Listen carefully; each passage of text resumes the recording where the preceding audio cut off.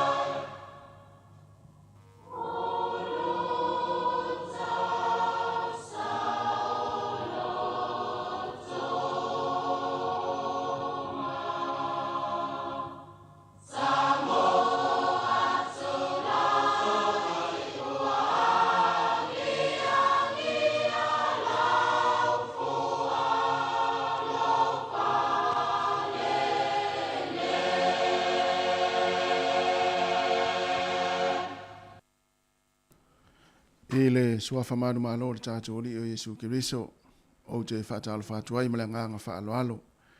Ile pa ia maurunga le tātou tanu le ala whai mai whanunga le leile nei tai au fau. Fai fo ile tua le nei aso fau. Lo tō soi fua maso mātou wola. Tā lofa lava. Alo maia o le tātou sauringa lotu o le nei tai au. Toi te ilea le sunga i le to ina. Pasta taimalangi, sani taimalangi. Ka le sia whapoptonga a le tua Samoa. I Wellington Simaya le fafonga.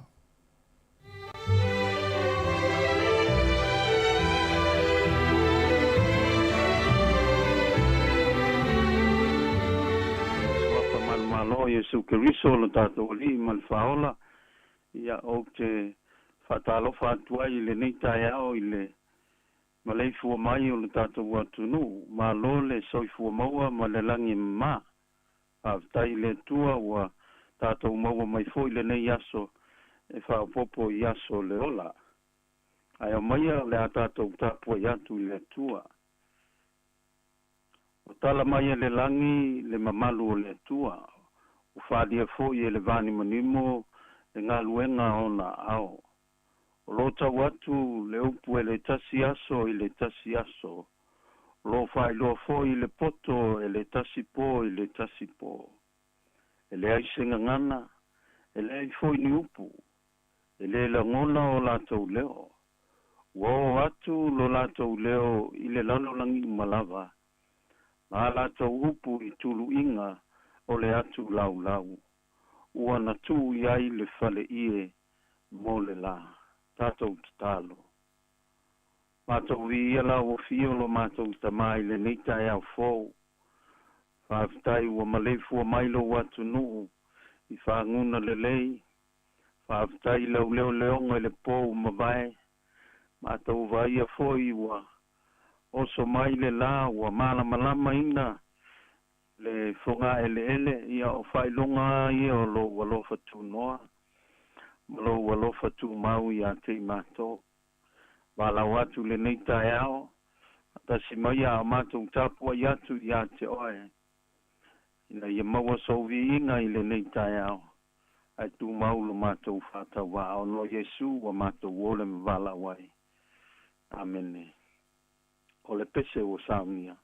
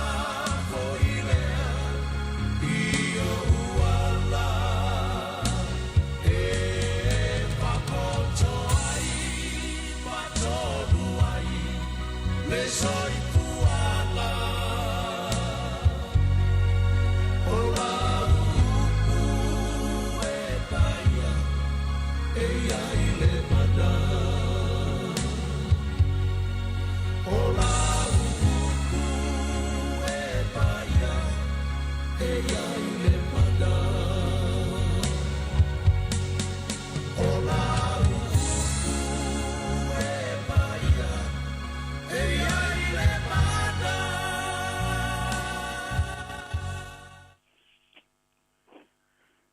fonga mai ai le whaitawino le fionga le tua i le nei tai ao. Ua mai le tusia Roma lo mtapu 5 a whaitawino le whai mua se yo i le whai pue valu. O le nei, o taua me tonuina i tātou le whatutua. O lea o tātou le lei ai ma le atua. O na lo tātou wali o Yesu Keriso.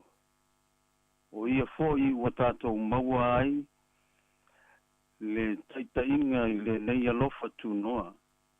Tātou te iai i le whatuatua.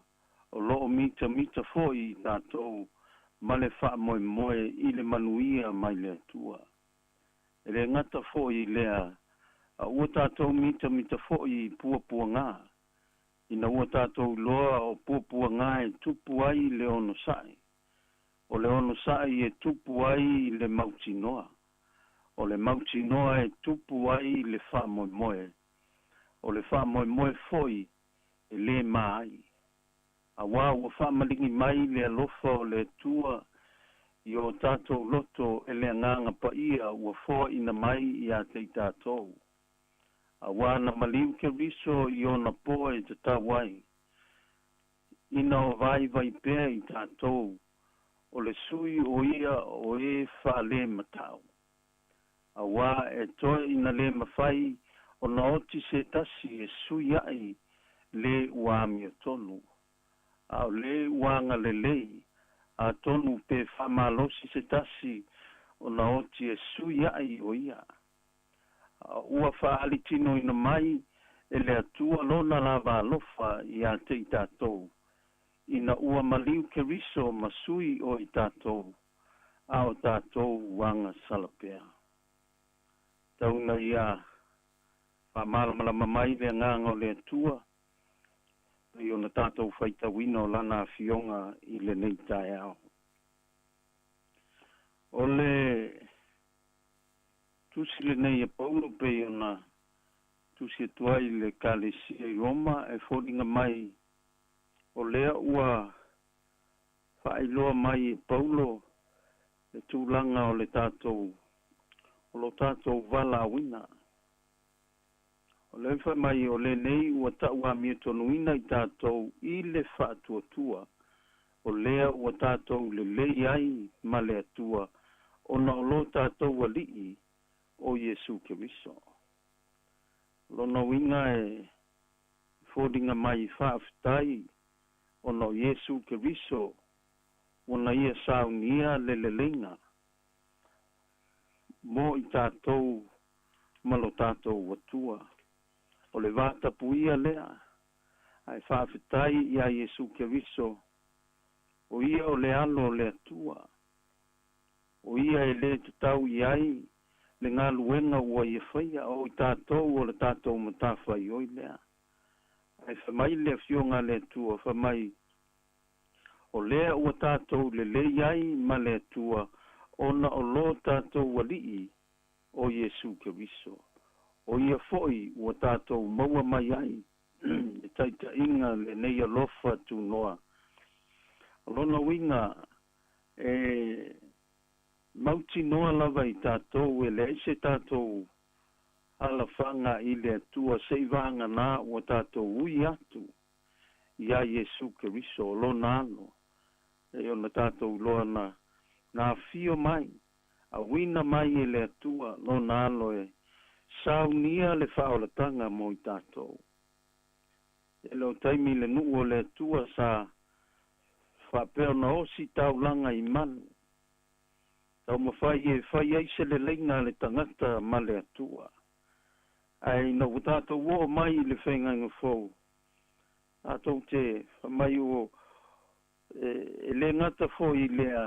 A ua tātou mita fo i pua ngā. Ina ua tātou loa o le pua ngā e tupu ai le ono sai. I le olanga ia whakeurisiano e lua o na itu.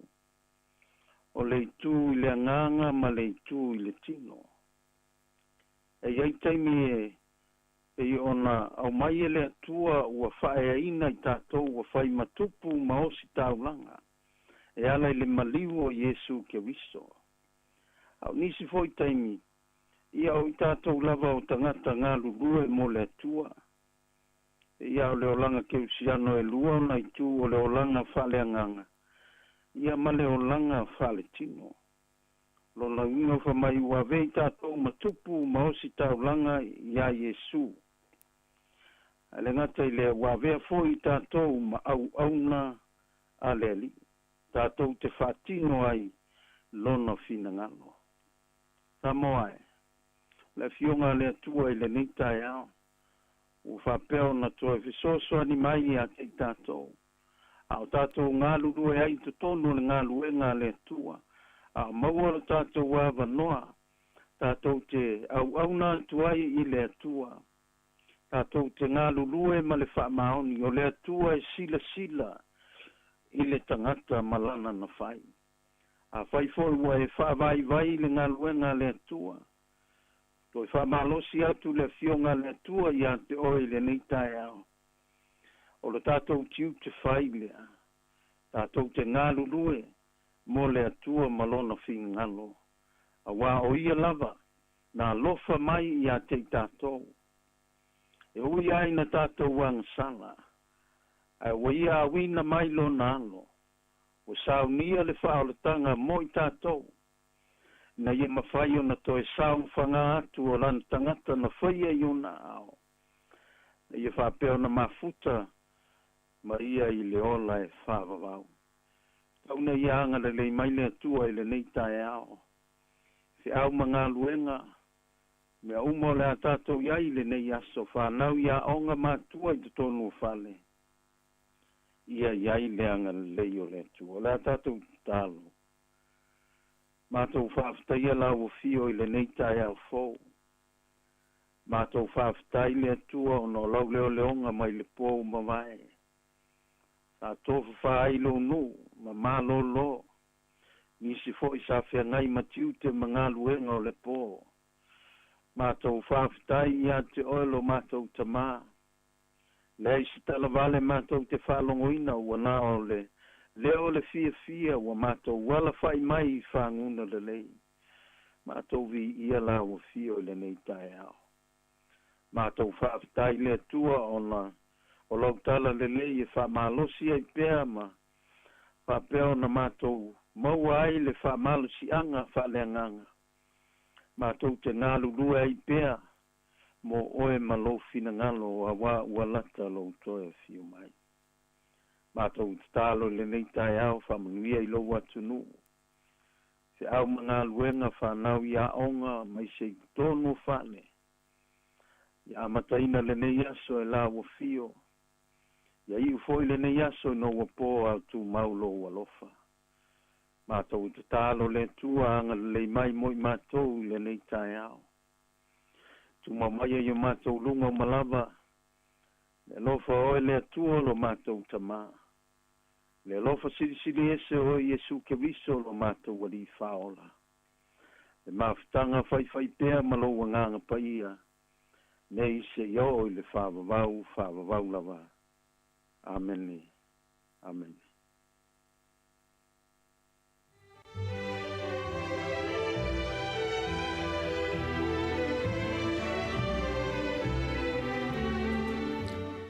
Ua whaafonga tātou atinu I le sauninga lotu le nei tai au, te te le sunga I le whawhingainga, sunga to ina, pasta tai malelangi, sani tai malelangi, ka le sia whapoptonga le tua Samoa I Wellington I mātou whaaftai atuai, I le sunga I le whawhingainga, le sunga to ina, sai o le tātou sauninga lotu, ma le upu folo le nei tai au, tō matau ina I foi ia le whengai o le atinu I ngā luenga, ma whaiva lo filimo le nei aso. Ia mana le alu le upu le nei aso, tono whai ngā luenga, tono ainga, ia mai se foi ia I lātou le awhengai mga luenga le nei aso. Whaaftai tele lava, ia mania foi mātou whaamni atu le aso I fuafuanga le awhengai iai. Whaaftai tele lava. Se 40 minuti o te ainei le tu lai fitu, ia se watu le pese whaaleanganga le nei, mai le kalisia le pistrapo, ia on whangasolo I leo le tātou polo kalame.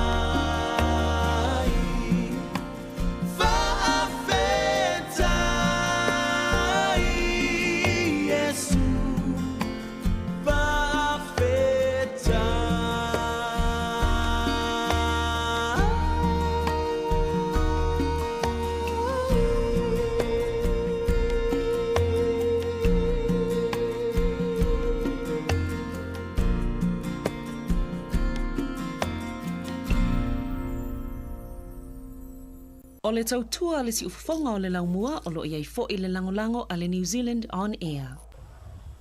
Tātou whaafitai e whaatasi le alofa ma le anga le nei o le atua.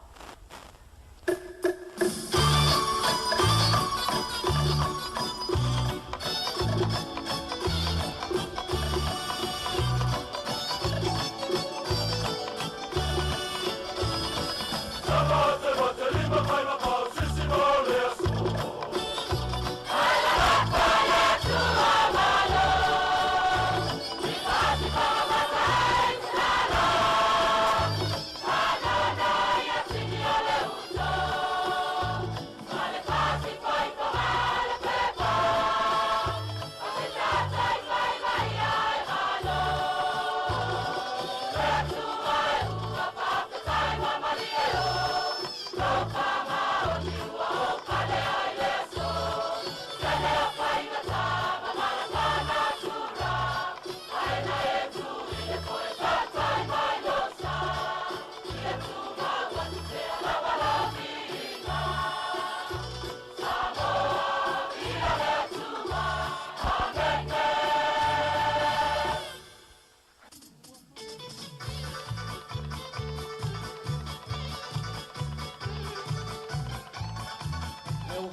o kuo mai kalmasa.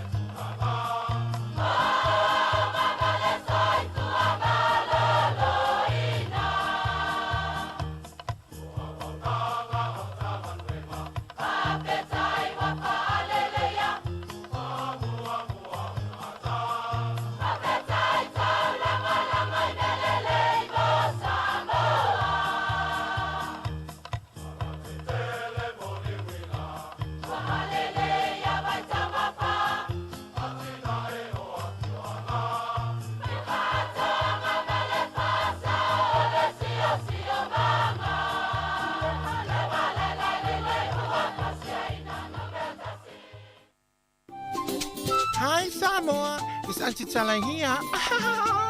Esther Fifi Falo, ile atau le tayao. Laugh of the morning. Amat semel apple feet to the bavel, su fongalo mua, atau le tayao.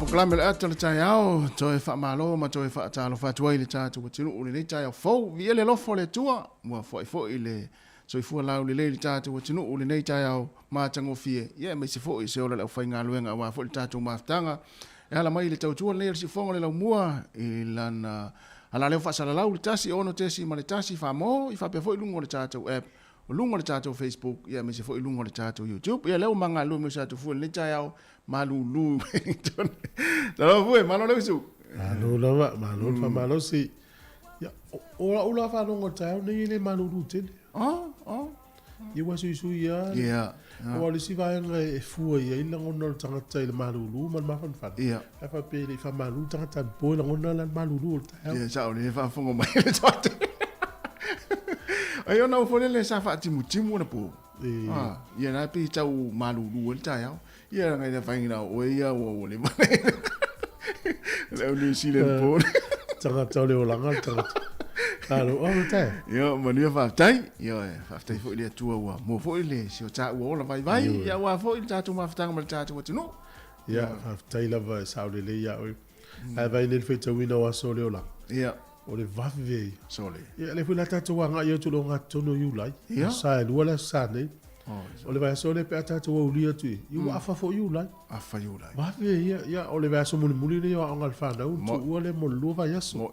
El mele ya fa ma lo tu la vai nei fa na. Yo. A ma lo vai nei fa ya onga. Ya tu o lo ya lo la tu sa o ya onga tamet. Mo fa ma lo foi nei ma tu o le mo ringo tamet no te piki ma ya onga. Ya o le va ve yo tu po tamet ele mia ya ave tu fo ya wa sui fo le o langa o ma tu.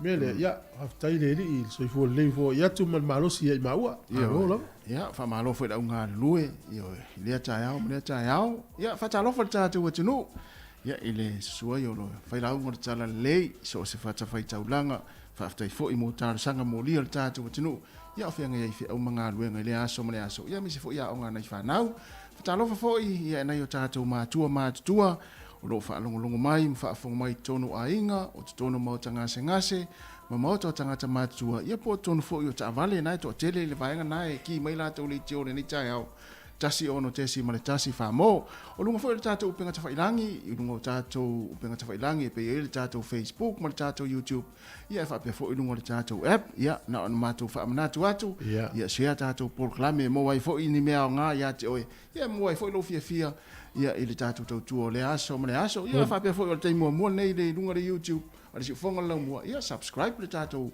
YouTube na ia na ve lo le oi ma pa anga si fonga la mo ia ole nei proclame tatu mo le fia le nei taiao ia o fenga fo i tatu fi au manga luenga ma tau fai halo luma le tatu va ia o le wali ma so le masina o yulai ia halo luma le tatu va o nei se va to ya lo ngai tua wa to ya lo ngai tua lo na ngana wa te pai tua Ia, mantua ia tanga foi le oi foi o lota le na liu masi ma tu fu. Io e sa le liu paspo masi ma na liu tu pua masi. Te pai tu al mana io so tonga ma komoro ia ale na fa meta mo il monga yo lai. Ia, na. Ia, ese na te mana tua tala na le nga sa ia so ia. Io e wala nga foi le so fuanga nei ia tanga te alu alu luma to alu tua. E lo pota ua le lum tu. Ia. Ia, e vai le ia so ia lo tamba le mo mo tua tala. Ia, ia wa le to ia no tala ia so. Ia, me fana le fa ia to ia fa tau tu tatu tu so o las fana. Ia tatu fa tau fa atasi ia. Ma lo lava sa ora sa lea oi dai la to ie ma futa me fa finga luenga. Ia, mo ki le tio de tai au fa lo mai. Ma. E stasio o wo fo I po uso fo no fo I Australia. Ma e fa finga luenga te lea na I Australia o ngalo ya po nga fe Australia. E wo tu. Le mal malo ama le tio tato. Sole.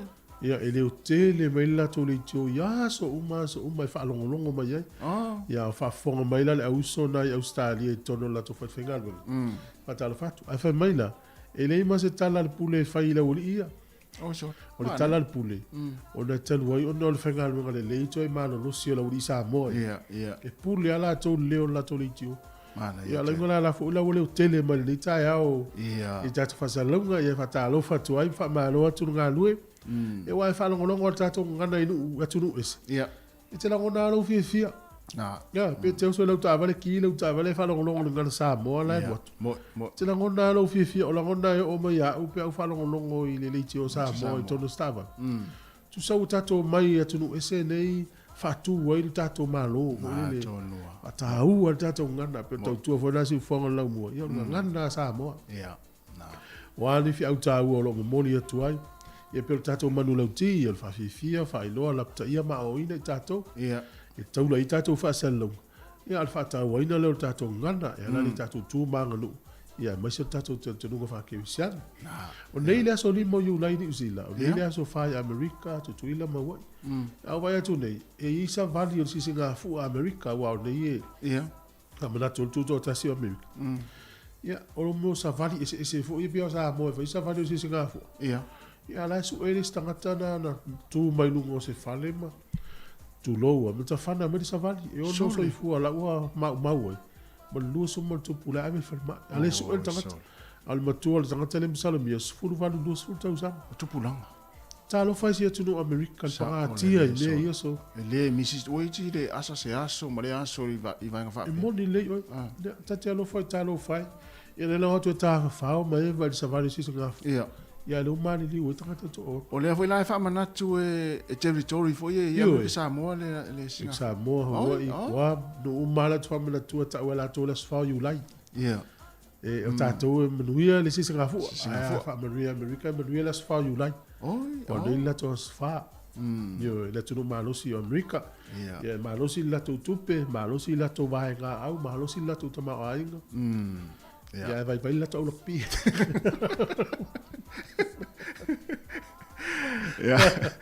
ia malo fai fia nga luenga le nei aso Vera voi se vai ngoni usila na te mafuta to tele lo kilani te vai tule mai momenta to tua e malo ane mai momenta to nang e pe ona fai atu tele te mi ta ya fa pene ya se me foi le e tele o foi le sanga to no mai le fia ya este mina vi me tua e foi ma to mai foi le fa fo mai ma fa ya so ni tua ya o mai ngana le ya wal tele o me na o mai ya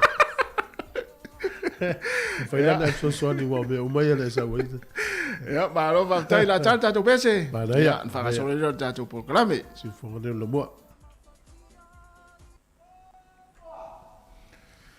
ficar pese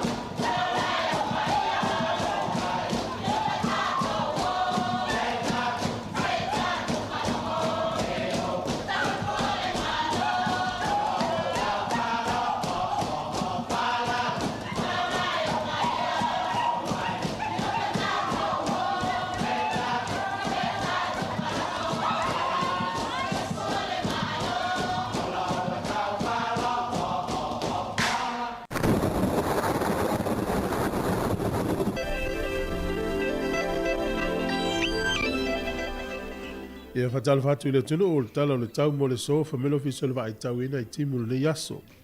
O le aso a tai ao ma le stofi, ia e langi le lei le tau. O le aso whareile ma le sto na i e amatan toi foi mai foi na i winga wha malu manu le tau, ia toi uru na i timu. E to uru foi timu ngai ka piti manu atu ma whanganui ma tau naki le so. Wha pe foi tau po hok spei ma wai rapa e to uru foi na i timu. O le nule o maupra le whamelo fiso le vai tau. Ni nai timu e vai ele mata le lai nisi o taimi. Le maulano o le fua le malulu fa mawina lo i le lua i maupra. E ma fanfana le maurunga sfuruono lo i hok spei fa pe foi tau naki sfuruono. Sfurima lo i ei whanganui. Au kilani le aso le nei e to ulu ti munga fa pe foi Hamilton. O le motu i saute i le aso le nei e langi le lei le tau ina Vekago, Dunedin, fa pe Queenstown makalai estete. O le pito i lunga o le motu i saute lea e fisuisu ia i le tau e vai ele matalu lai nisi o taimi, to ulu nai timu nisi o taimi. Maunano o le fua le maluru e o fa mawina i kalai estete. Ia e tasi le i Queenstown e ma fanfana o le maurunga sfuma le faa, fa mawina le Dunedin. O le au te lenga o le tunu ne yaso e timu le motu i matu nei. Le winga e masa i se le wala, ia to ulu timu ngal ne yaso le motu i matu nei. O le motu i saute, pena o le pito i lunga le motu i saute le nai tau vai e timu ngai le so, e tele na munga la, walangi le lei le tau le tele o vai o le motu i saute. O pia, ma tele la langi le lei le tau lusu fitu le fo le vela lusu ono le mafan fana. O le angoto i fo le lai le so Wellington le fitu minute te le lima na le fiafi. E oso a la tai au le tois fulu 5 minute le valu i le tai au a tai au. Fua le malulu mtua malulu a mastone to ese le tolu, to ese le tolu. Ia e olo famawina i lo a apahat. Ia e o le va o le tolu anga i le ono lo i Wellington manu tua oi. O le tala o le tai, sua le tai le afo le iwa i le tai nei Wellington, pe le tai le te o le afo le tolu, to e sua le tai la tai se fulu le pona nei. Poli lua, pe le tai nei i le 5 minute te e fitu, tai au, le tai au. Sua le tai le te o le afo le tasi, to e pe le tai le afo le fitu na le fiafi. Tala le o le tau ma le tala o le tai mo le silfia.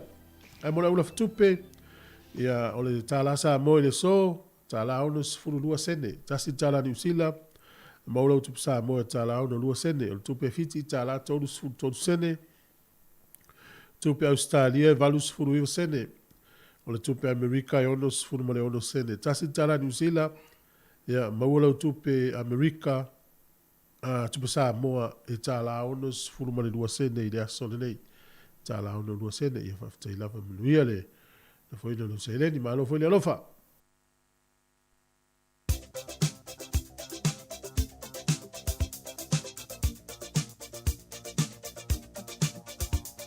Ia, tai masani foi o whaamlianga o soifua maa sa whanau. E whaamanatu atu pēle tātou emaili e lafo mai e tātou a sa whanau. A sa whanau at samoacapitalradio.co.nz. O le aso lima nei o masino Julai. A whai o le aso soifua le nei o le tamau le ainga po le tina le ainga po seisi fo i o le whanau. Ia mātou te whaamani atu o tō a soifua maa sa whanau le nei aso whaamania le atua. Ma ia whaapopo nisi tau sanga stele mo o tau. Ai o le tusi whai tau, pia e fia whai tau i ai. Lua Timoteo lona mata upu e lua, lona fai upu e lua se fulu ma le tasi. O le nei, ai se whaamama ia te ia ai nei mea, e fai o ia ma ipu e tau le leia, e whaasa aina, e ao ngā foi mo le lii. Lua Timoteo lona mata upu e lua, fai upu e lua se fulu ma le tasi. O le nei, ai se whaamama ia te ia ai nei mea, e fai o ia ma ipu e tau le leia, e whaasa aina e ao ngā foi mō le lii. Manu ia tele lava o tau a soifua, ia se i toi pese atu mato o fai pese, whaamni au tau a soifua nei aso.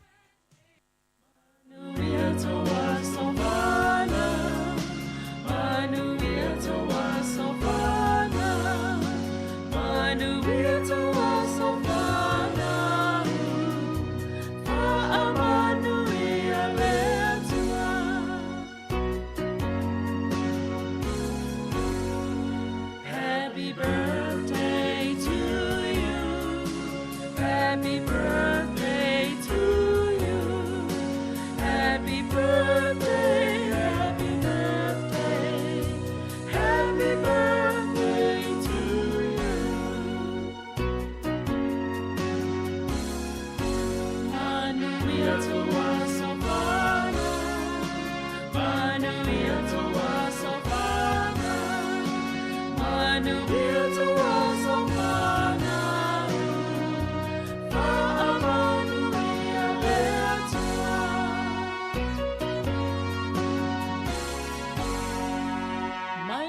Fonga le lau mua, hip hip!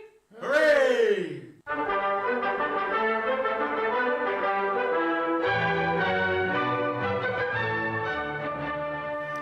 Ia whatala whātu le tunu is mai wha whonga le whawai fo ile tala whāsora pito le langi tausanga wai le aso lima o Julai. O le sol tausanga tasi walu ono lima. O le tangata suafa ia William Booth. Na whatautaia ile so ile tausanga tasi walu ono lima. Se whata singa tele na whaia e le whanapitonga tau le East London Christian Mission. O lona whale ie sa ta ua o le Whitechapel i Lontona. Ai o mai a me tausanga tasi walu fitu walu wa suia le ngō le whanapitonga mai le East London Christian Mission i le ngō fau o le Salvation Army. Le alawa laolo iai teminei Salvation Army le fo o iai Samoa le taimi al nei. O le sol tausanga tasi iwa taulus fitu o le tau mafa fo i leo le spam. Ia e le ngā o sia mai i le luncheon meat. Na whatawina i le aso le nei i tangata lau tele. O le whale tau o le Hormel Foods Corporation i tu tono Amerika na lato whaia le apa le nei. Ia le alawa whaatau di tele o whale oloa. E o fwoi whale oloa i New Zealand. E na urua i whatawina i le aso le nei mole. Mo tangata lau tele le tausanga tasi iwa taulu fitu. O le sol tausanga tasi iwa whaasifuru ma le lima na maliu ai ia John Curtin o le palemia le Australia i le taimi o taua po le taua lona lua lalangi o mistaimi o maisto ina ia na maliu lava la ia te iel tofu palemia o mailo le aso sifuru tolu iulai ia o le se e mailo le tangata e soa whai a Ben Chifley e whai ma palemia Australia. Le sol tausanga tasi iwa whaasifuru walu na te uteu wale tūla fono leo le National Health Service Act ale malo Peritania whaatulanga i loa i le health system ma Peritania i le iaia terminei. O le sol tausanga tasi iwa lima sifulu o le taua leo le Korean War le taua i a Korea i saute matu. So mai lo Amerika au ia saute o le sola na fitau i fita Amerika ma Korea i matu. Fa mai le tala le Palestine o Amerika o le mafuanga le no mai la tau le taua le nei e tau fia i le ono tula i mausi taua lo tolu le langi. O le sol tausanga tasi iwa lima sifulu na pasi ai le kapineta i Israelu ia le toi foi ia po le tulafono e tau Law of Return. Le winga le nei tulafono tu ule aia te tau tangata Israelu umalava e mawhai na toi foi atu e no nofo i te tonu o le nupa ia. O le sol tausanga tasi iwa lima sifulu wha na whaasala na wina e mo le taimi mua e lunga le televisi le PPC ni talafou. O lua ia la tau talafou lava ia na whaasala na wina i le sol tausanga. O le sol tausanga e tasi iwa lima wha na ulua i pu e ai se pese right. Ia na pu e se whale pu e pese i nā e ta o le Sun Records i nā e tenancy. O le sol tausanga watu alonga